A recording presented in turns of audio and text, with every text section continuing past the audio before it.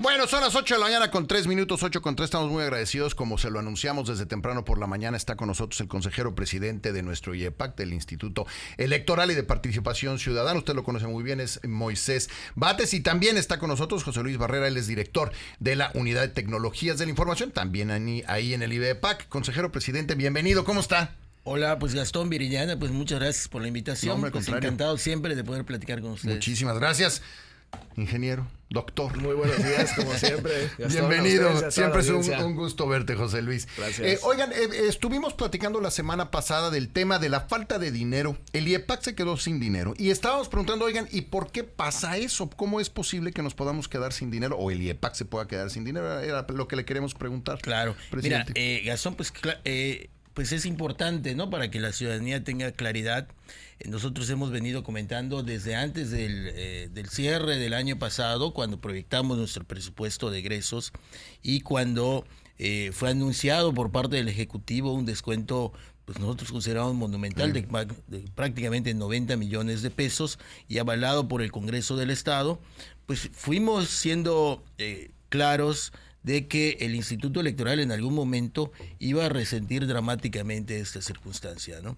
Escuchamos con atención la entrevista vino Roberto Ruz, consejero electoral, que sí, concediste a uno de los integrantes del Consejo General, y me parece muy oportuno poder ir precisando que respeto la opinión del consejero electoral, pero la verdad no la comparto, como seguramente no la comparte la mayoría de los integrantes del Consejo General, porque si bien el instituto presupuesta sus gastos para todo el ejercicio, me parece que de manera responsable asumió la decisión del Congreso del Estado, entablamos negociaciones con el Poder Ejecutivo para poder explicar nuestras necesidades y determinamos en algún momento proteger el proceso electoral en todos sus términos. Todo el dinero prácticamente que fue asignado fue llevado al proceso electoral y hoy lamentablemente pues sucedió lo que veníamos anunciando. No pudimos cubrir todos los gastos correspondientes al ejercicio fiscal y la verdad creo que es prudente y es importante y es responsable señalar que el Instituto Electoral depende de los recursos que les otorga el Estado y en este caso, al no haber sido entregados como fueron presupuestados, planeados, pues lamentablemente ocurrió lo que ocurrió. La verdad, me llama la atención las expresiones de uno de nuestros integrantes, donde señala que la responsabilidad viene del propio instituto, cuando en realidad el recorte, sin explicación alguna, vino por parte del Poder Ejecutivo y avalado por el Poder Legislativo. Importante aclaración. Y la otra es, él hablaba del PREP, que había sido muy caro el PREP, era la explicación que nos daban. Bueno, allá es un tema, Gastón, y vale la pena contextualizar para que la ciudadanía lo tenga claro. En el 2018, si recordarás, yendo un poquito para atrás, se contrató un PREP específicamente en 10 o 12 millones de pesos y ¿qué ocurrió? Que se cayó. No funcionó, la verdad, hay que decirlo con todas sus letras, no funcionó. En ese momento era otra integración del Consejo General. Vino el 2021 y se contrató un PREP aproximadamente de 25, 27 millones de pesos, tratando de garantizar. Y hoy, pues, en base a 3 elecciones, y por eso está aquí también el titular de la unidad de informática, pues se contrató un PREP avalado por prácticamente todos los consejeros electorales y todas las representaciones de los partidos políticos, en el caso de 35 millones de pesos, como fue presupuestado. O sea, no se le puso un peso más. Desde el 2023 fue presupuestado de esa forma, e incluso el propio consejero Ruz votó por ese presupuesto, fue avalado por unanimidad, y después es cierto, hay que reconocer que en un ajuste de presupuesto él se separó de esa votación, pero en un principio pues todos estaban de acuerdo con esa cantidad presupuestada. Se hablaba mucho de la construcción por nosotros mismos como instituto, o el instituto por sí mismo, de hacer un PREP. ¿Es válido? ¿Es posible hacerlo? Sí, de hecho, pues desde que tuve la oportunidad que me dio el consejero Moisés de tomar la titularidad de la unidad, hemos estado trabajando en esa evaluación. Ya hemos dado pasos interesantes. Hay que tomar en cuenta que el PREP, a diferencia de lo que mucha gente cree, no solo es un sistema informático, no solo es un software, hay toda una logística y bueno, finalmente también hay componentes políticos, ¿no? Al final el PREP es una herramienta más de las elecciones, su nombre lo dice, es una herramienta de resultados preliminares, ¿sí? pero pues que da ciertos elementos de certeza a la ciudadanía, sobre todo durante la ejecución. Entonces las decisiones que se tomen en ese sentido no pueden ser únicamente tecnológicas, no puede ser simplemente vamos a hacer un software que pueda costar 2-3 millones de pesos el desarrollo sin considerar todos los demás factores. Entonces, en ese sentido, actualmente tenemos un plan de trabajo evaluando ambas posibilidades, evaluando la posibilidad de que podamos desarrollar un PREP pensando en las elecciones que vienen del siguiente 2027 y bueno, siempre va a estar dentro de la mesa en la capacidad de que podamos hacerlo o no, pues también está la otra posibilidad de seguir contratando un PREP. Entonces se elegirá la más conveniente y la que garantice más exactitud o menos probabilidad de fallo, ¿no? Es correcto, Okay. Gastón. Y aquí vale la pena para completar lo que decía el doctor Barrera. En el 2022, para el 23, se presupuestó la posibilidad de iniciar con el desarrollo de un PREP propio. Sin embargo, nuevamente, por cuestión presupuestal, no pudimos iniciarlo. La verdad, la idea era implementar un programa de resultados preliminares propio. Sin embargo, pues no se pudo porque la presupuestación volvió a hacer lo mismo. Solicitamos al Ejecutivo, nos restringieron y volvimos a quedar exactamente lo mismo. El planteamiento fue: esperen al año electoral para contratar su empresa y allá les proveeremos. Lamentablemente tampoco sucedió, pero bueno, no se trata ya de echar culpas ni estar justificando. Creo que el instituto actúa responsablemente en cuanto a su presupuesto. Hoy estamos en pláticas con la Secretaría de Gobierno del Poder Ejecutivo actual y esperemos que haya la sensibilidad suficiente para que pues los derechos laborales de nuestro personal y por supuesto las elecciones extraordinarias que están en puerta en el municipio de Chichimilá y Izamal se puedan cubrir adecuadamente, ¿no? ¿Cuál va a ser los tiempos ahora para las elecciones de Izamal y Chichimilá? ¿Deben de ser en noviembre? ¿Cómo funciona todo este proceso? Sí, efectivamente, ya el Congreso del Estado emitió una convocatoria y determinó que la jornada electoral sí o sí se lleva a cabo el 24 de noviembre, ¿no? Y que las autoridades electas pues tomarán posesión de su cargo el 1 de enero. Ante ello, el Instituto Electoral pues ha hecho una serie de acuerdos, entre ellos ajustar diversos plazos, y determinó que las precampañas electorales sean del 24 al 27 de octubre y del 10 al 20 de noviembre. ¿Qué corresponde ahorita? Pues implementar una serie de acciones, entre ellas pues otorgarle el financiamiento a los partidos políticos para su obtención al voto, que estamos hablando un poco más de 1 millón de pesos que se tendrá que destinar, y por supuesto pues ver toda la material, la documentación electoral, el registro de las candidaturas, el programa de resultados electorales preliminares, que a pesar de ser 40 casillas o 41 casillas, pues tendrá que tener una logística que ¿La ley funcionar. lo mandata? Es un tema que decimos, oye, pues no estábamos PREP, pues la verdad es que no podemos. Tenemos que hacer PREP porque la ley lo determina de esa forma, los acuerdos del INE, y hay que tomar en cuenta que hasta responsabilidades de las propias autoridades electorales están. Hemos tenido ejemplos en otros estados que al no implementarse bien, ni siquiera no implementarse de manera correcta el programa de resultados preliminares, pues pueden ser sujetos a remoción los propios consejeros electorales. Entonces, lo cual ha sucedido. Entonces, hay que tener cuidado con este tema. Aunque sean 41 casillas, ¿no? Aunque sean 41 casillas, eso es una cuestión que veníamos platicando ahorita, ver de qué manera pues abordamos ese tema. Y el problema no puede tratarse de manera tan simple como agarrar una hoja de Excel y capturarla o vía WhatsApp, que posiblemente ante la tecnología tan avanzada actual, pues nos los podamos imaginar de esa forma, ¿no? Sí, pero no garantiza. Pero no garantiza, a pesar de que si hay un punto en ello, a pesar de que quizás pues el legislador tendrá que revisar este tema, porque pues al tratarse de programas preliminares, de resultados preliminares, habría que ver si hay necesidad de invertir tanto recurso humano y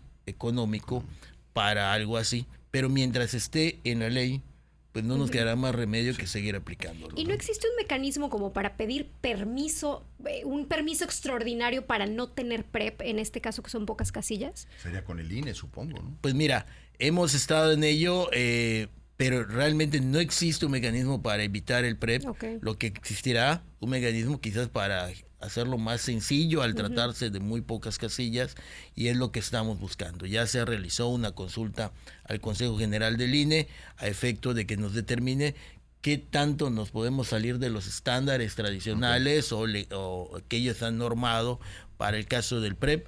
Pero bueno, buscamos lo más práctico, lo más económico en ese momento, pero lo que sí, que quede claro, lo que genere certeza a la ciudadanía, sobre todo cuando hay elecciones que se están repitiendo, ¿no? Estamos platicando con el consejero presidente Moisés Bat, estamos platicando con José Luis Barrera, director de la Unidad de Tecnologías de la Información, obviamente de nuestro Instituto Electoral y de Participación Ciudadana. ¿Cuál ha sido parte de las ideas o de los proyectos que hay para dar certeza a esto? ¿Cómo funcionan estos sistemas de certeza? ¿En qué sentido? En el caso, por ejemplo, del PREP. Bueno, hay toda una logística y como bien comentaba nuestro consejero presidente, hay todo un reglamento, un documento aproximadamente de 400 hojas emitido por parte del INE, donde establece cosas perfectamente. De hecho, vale la pena aclarar algunas de las cosas que comentó el consejero electoral que estuvo invitado antes con ustedes, en el sentido de que, pues bueno, algunas de las intervenciones hablaban de datos que pudieran ser confusos para la ciudadanía, ¿no? Como que el PREP había procesado el total de las actas. La realidad es que eso está normado. Okay. O sea, nosotros no ponemos incluso hasta los colores que se ven en la página del PREP, todo eso está normado por el instituto. Okay. Las estadísticas que salen están normadas por el instituto y hay una definición de por qué está esa estadística y qué significa. Desafortunadamente, y coincido con la opinión del consejero, a veces la ciudadanía no entiende un poquito las estadísticas del PREP. Realmente la ciudadanía lo que sigue es pues quién va ganando en cada una de las elecciones que le interese, pero la realidad es que hay toda una normatividad detrás de toda esa página que es la que la ciudadanía ve. Y en ese sentido, pues todos esos mecanismos son los que dan certeza a la información, a pesar de que, como el nombre lo dice, pues son resultados preliminares. Ahora, más o menos estaba usted hablando de 1 millón de pesos que necesitan entregarle a los partidos para estas campañas, y eso lo hacen ustedes. Más o menos estamos hablando que estas campañas podrían costar 3 millones, 4 millones de pesos, ¿o cuánto? Pues mira, habrán topes de gastos de campaña definidos que estarán definiéndose en unos cuantos días. Se les otorga parte de ese dinero para que ellos puedan tener el financiamiento público. Efectivamente, es una fórmula que no es establecida por el IEPAC, es una fórmula que está establecida desde la Constitución de la República y que es obligatoria, no hay manera de evitarla. Y en el caso de los gastos que puedan obtener, se les fijará un tope para la obtención. Pero bueno, eso ya corresponderá a lo que el propio partido puede ir abonando. ¿Y de dónde viene el dinero? Porque el IEPAC ahorita trae el problema de que no tiene dinero.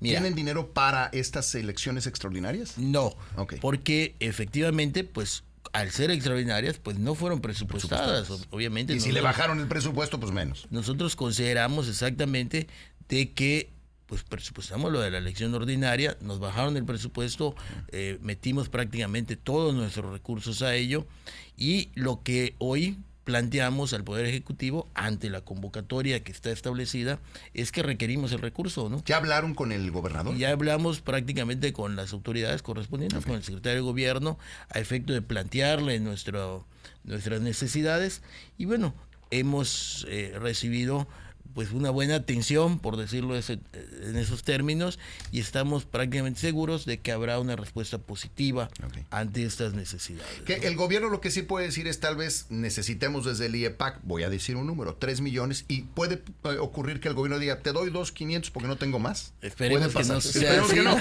pero eso sí puede pasar. Sí, podría pasar. Y no tendrían de otra más que ajustarse. Pues no tendríamos de otra más que además, ajustarnos. ¿cómo se ajusta si no se pueden ajustar? No tendríamos de otra más que ajustarnos. Hemos estado creo que haciendo de manera pública. En próximos días tendremos una sesión también donde todos los remanentes, recursos de intereses que se han generado en nuestras cuentas bancarias serán ajustados a nuestro capítulo 1000 para pagar específicamente pues los sueldos y salarios de nuestro personal. Que ese es el otro problema, ¿no? Que había, no acaban el año. No acabamos el año en cuanto a sueldos y salarios, y creo que es una preocupación importante, pues el proteger los derechos laborales de nuestro personal, de nuestra plantilla, de nuestro recurso humano. Y pero bueno, creo que estamos en posibilidades de hacerlo, en pláticas. Yo creo que el instituto... Ese dinero, presidente, perdón que lo interrumpa, el dinero para acabar de pagar las quincenas que hay de aquí hasta el último de diciembre, ¿también viene del gobierno estatal? ¿Cómo funciona? Mira, todo el recurso que cuenta el Instituto Electoral, como cualquier instituto electoral del país, y incluso el INE, pues viene prácticamente del Estado, o sea, es del erario público, como similar a cualquier dependencia. El instituto proyecta un presupuesto, lo remite al Poder Ejecutivo, a su vez pues lo debería de anexar al presupuesto estatal para remitirlo al Congreso del Estado, y es el que determina en definitiva cuántos recursos se le asignaría al Instituto Electoral. Así ha sucedido, bueno. Y en esta ocasión funcionaría igual, se hace la solicitud al Ejecutivo y el Ejecutivo lo pasa al Congreso. Es correcto, de la misma forma sucedería. Ahorita, al tratarse de elección extraordinaria y de un presupuesto extraordinario, en realidad no tendría por qué pasar por el Poder Legislativo, es solamente el Poder Ejecutivo. Al ya haber sido aprobado el presupuesto estatal en sus términos, solo el Ejecutivo tendría la facultad de decir, ¿no? Sí, tengo el dinero y te lo pues te ampliaría tu presupuesto. Desde luego. Oiga, el otro día, y lo platicábamos, no porque lo diga la ley, pero habiendo, si es que se encuentra los culpables por los que se tiene que repetir la elección, porque las elecciones extraordinarias se deben a anomalías, y algunas veces aparecen los responsables de las anomalías. ¿No deberían pagarlas ellos en lugar de nosotros con nuestros impuestos? Es una buena carta a Santa Claus de tu parte, mándala. No, pero es que además yo digo, oye, si hay un culpable, o varios, o 10, los que sean, no importa, pero si están identificados los culpables, ¿por qué hemos de pagar nosotros su relajo? Pues mira, si es correcto, así debería de ser. La verdad es que deberíamos descontarlo de las propias prerrogativas. En el caso específico, por ejemplo, de Izamal, pues el Tribunal Electoral determinó que la responsabilidad de la repetición de la elección fue atribuida a uno de los candidatos, ¿no? Incluso, pues no lo dejan participar nuevamente en la elección.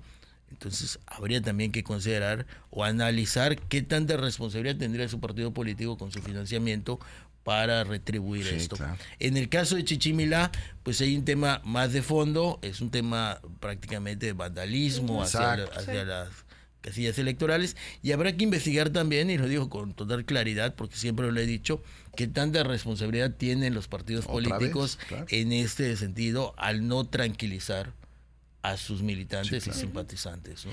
Otra aclaración que creo que es importante en este minuto que nos queda es, había trascendido que eran 2 consejeras y un consejero que se retiraron, que ya terminaron su responsabilidad. Había trascendido que les habían dado 3 millones de pesos a cada uno, pero después eso fue desmentido y se aclaró que no son 3 millones de pesos para ellos, sino que son para los equipos de cada uno, ¿no? Es la división que hay. ¿Es correcto? Es correcto, pues como en toda relación de trabajo, y hay que ser claros aquí, digo, para mucha gente es complicado por entender que un consejero electoral pues es un trabajo también como el de cualquier funcionario o cualquier persona que está desempeñando una labor, y al concluir su gestión pues tiene, en base a las condiciones establecidas, una retribución de liquidación. Dictada por la ley, además. Dictada por la ley, o sea, no hay más ni menos de lo que se establece en la ley, y al igual que el personal que acompañó a esos consejeros en su labor durante los 7 años, pues fueron liquidados en términos legales, o sea, establecidos. Entonces, cuando uno establece que, oye, ese dinero debió haberse quedado allá, pues a lo mejor en un mundo ideal así hubiera sido, y hubiera estado ideal que entre los consejeros... Injusto, ¿no? Exacto. Sí, lo que se proponía era, bueno, pues se los damos en cómodas mensualidades o algo, pero la ley no lo permite, según pues yo. Mira, tampoco. Hasta donde yo entiendo, pues que estudiaban en la facultad, dicen que los derechos laborales son irrenunciables, entonces habría que ver si esa posibilidad fuera posible. Entonces me parece que no, creo que volvemos a actuar con responsabilidad, con prudencia, de tratar de cubrir todos estos aspectos que son obligatorios y además que son derechos ya adquiridos por parte del personal y por parte de funcionarios que trabajaron para y lo mismo le pasaría a alguien que está de gerente en una sucursal de bancos y decide ya salirse, pues hay ciertas condiciones que tienen que cumplir, ¿no? Es correcto. Dice la producción que si aceptas tu quincena en mensualidades. Es que la mía es en euros, entonces por eso me cuesta un poco más de trabajo. Oiga, presidente, consejero, doctor, pues muy agradecidos por su tiempo, gracias por venir a hacer estas aclaraciones. Creo que siempre es importante dejarlo muy claro todo, y bueno, pues ahora estaremos pendientes de que pues les den el recurso, porque necesitamos ese recurso, porque se necesita y punto. Es correcto. Pues muchas gracias a ti, Viridiana, Gastón. Siempre encantado de estar contigo y permitirnos hacer esas aclaraciones también. Bueno, pues ahí lo tiene. Es Moisés Bates, el consejero presidente de nuestro IEPAC, el Instituto Electoral y Participación Ciudadana, y el doctor José Luis Barrera, director de la Unidad de Tecnologías de la Información. Doctor, como siempre, muchísimas gracias. No, gracias a ustedes. Un gusto como siempre, escucharle un gusto. también.